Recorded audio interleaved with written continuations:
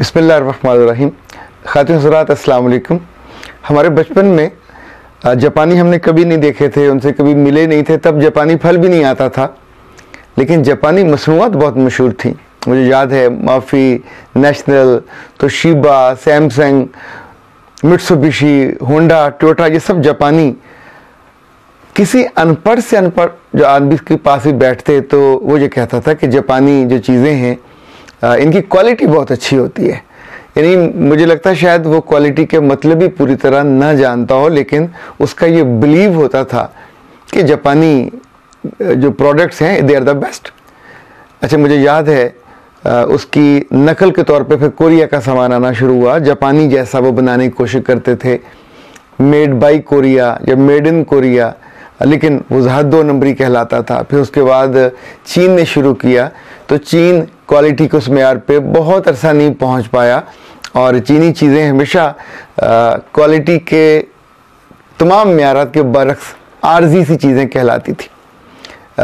جس زمانے کی میں بات کر رہا ہوں، مجھے آزاد کشمیر کے اساتذہ اور جو پرنسپل تھے انہیں university of management and technology ایک ڈگری کرانے کا، پڑھانے کا اتفاق ہوا، اور یہ سبجیکٹ تھا کوالٹی کنٹرول کا، کہ کوالٹی کنٹرول ان ایجوکیشن یہ کیسے ہوا۔ میرے لیے بھی نیا سبجیکٹ تھا، اور یہ جو اساتذہ تھے یہ سارے پرنسپلز تھے ریڈ سکولز کے، اور ریڈ آزاد کشمیر کا سب سے بڑا نیٹ ورک ہے جو اپنے اساتذہ پہ اور پرنسپل پہ بہت خرچ کرتا ہے، ان کی اپ برنگنگ کے لیے، ان کی اپ لفٹنگ کے لیے، ان کی ایجوکیشن کے لیے۔ تو ادارہ اٹ سیلف اس نے UMT سے ایگریمنٹ کر کے ان کی یہ تعلیم کا سلسلہ کیا تھا۔ جب میں نے ان کو پڑھانے کے لیے 5 جگہ ہم جاتے تھے جہاں اساتذہ اور پرنسپلز ہوتے تھے، تو کوالٹی کو خود میں نے پہلے جانا کہ یہ اصل میں چیز کیا ہے۔ میرے بلیف میں یہ بات بیٹھی کہ زندگی میں آپ استاد ہوں، آپ طالب علم ہوں، آپ ایون گھر میں ہوں، آپ کچھ بھی کام کر رہے ہوں، اگر آپ کی سوچ میں کوالٹی ہے تو یو آر دا بیسٹ۔ پھر آپ کو بہترین جگہ حاصل کرنے میں کوئی دقت نہیں ہوگی، پر اگر آپ کی سوچ میں کوالٹی نہیں ہے تو آپ کو ناکام ہونے سے کوئی نہیں روکتا۔ یہ جو کوالٹی ہے، لفظ یہ اپنے آپ پیدا نہیں ہوا۔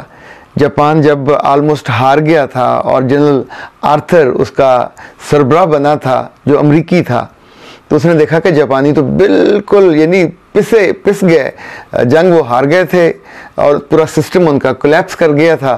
جو وہ چیزیں بناتے تھے وہ اس قابل نہیں تھیں کہ ان پہ اعتبار کیا جاتا، تو اس نے ایک بڑا کام کیا، امریکہ سے ایک صاحب کو بلایا، اپنا مہمان بنایا۔ ان صاحب کا نام ڈاکٹر ایڈورڈ ڈبلیو ڈیمنگ تھا، اور اس ایک آدمی نے آ کے پورے جاپان کی قسمت بدل دی۔ یعنی جب آپ کی سوچ میں کوالٹی ہوتی ہے تو آپ سوچیں آپ پورے قوم کی، پورے ملک کی، پورے معاشرے کی حیثیت ہی بدل کے رکھ دیتے ہیں۔ اس نے کہ کہا کہ اگر تم اپنی چیزوں میں کوالٹی لے آؤ تو میں تمہیں یقین دلاتا ہوں کہ تم پوری دنیا کا نقشہ 5 سال کے اندر بدل دو گے۔ اب یقین مانیں، لوگوں نے اس کا مذاق اڑایا، لوگ اس کا تمسخر اڑاتے تھے کہ یہ آدمی کیا ہم کو جیسی بات کر رہا ہے۔ دنیا میں ایک ہی اصول تھا، اخراجات کم کرو، پیداوار بڑھاؤ اور منافع کماؤ۔ اس نے کہا نہ، یہ اصول چھوڑ دو، اصول یہ ہے کہ جو بھی بناتے ہو اس میں کوالٹی لے کے آؤ۔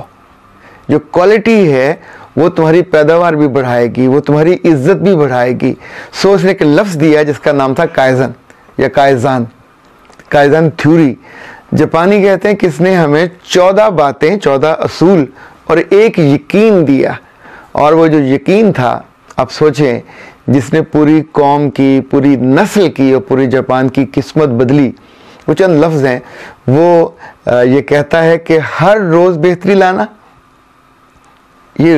ہر روز بہتری لانا، اور اس کی بہتری لانے کی کبھی نہ ختم ہونے والی جو ڈیزائر ہے، آرزو ہے، اس کے ساتھ آپ کی کمٹمنٹ، یہ ہے زندگی میں کوالٹی لانے کا جو ایک فلسفہ یا بنیاد۔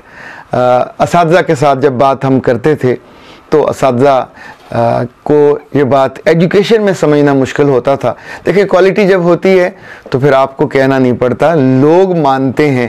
کوالٹی آپ ڈیسائیڈ نہیں کرتے, آپ کیسے بچے تیار کر رہے ہیں, آپ کے بیٹے کیسے ہیں, آپ کی بیٹیاں کیسی ہیں, وہ بات کیسے کرتے ہیں, یہ کوالٹی لوگ طے کریں گے کہ آپ نے ان کی پروان ان کو کیسے چڑھایا, آپ کے کالج سے آپ کے اسکول سے بچے کیسے نکل رہے ہیں, یہ ان کی کوالٹی لوگ طے کریں گے اور اس کی بنیاد پہ آپ کے ہاں لوگوں کا آنا جانا. اچھا آپ کی دکان پہ, آپ کی بزنس میں جو چیزیں آپ بہت بڑے بڑے دعوے کرتے ہیں لوگ ان کو نہیں مانتے. جس بات کی کوالٹی پہ لوگوں کے یقین کی مہر لگتی ہے انفیکٹ وہ کوالٹی مانی جاتی ہے. میرے دل میں بڑی پختہ آرزو ہے کہ کسی روز میں آپ کو ڈاکٹر ڈیمنگ کی جو 14 اصول ہیں یہ آپ کو ضرور بتاؤں, چونکہ ان اصولوں نے اس ملک کی زندگی بدلی.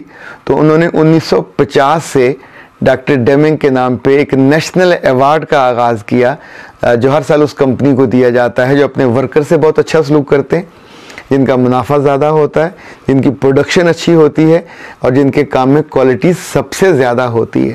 آپ سوچئے کہ دوسرے ملک سے آ کے ایک آدمی اتنی بڑی تبدیلی کر دیتا ہے اپنے یقین کی وجہ سے اور اپنے اصولوں کو سکھانے اور سمجھانے کی وجہ سے کہ ایک پورے ملک کا نقشہ بدل جاتا ہے.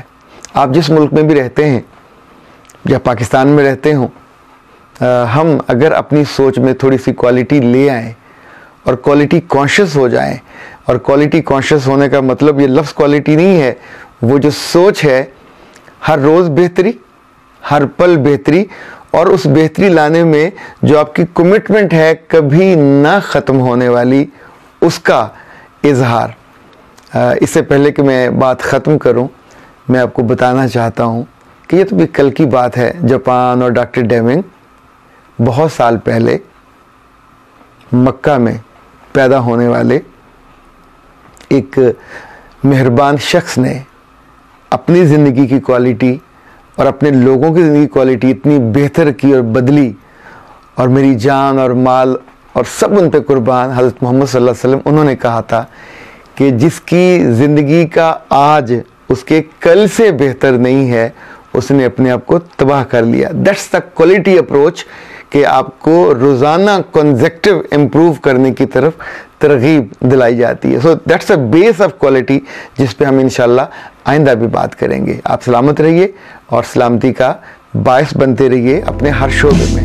السلام علیکم.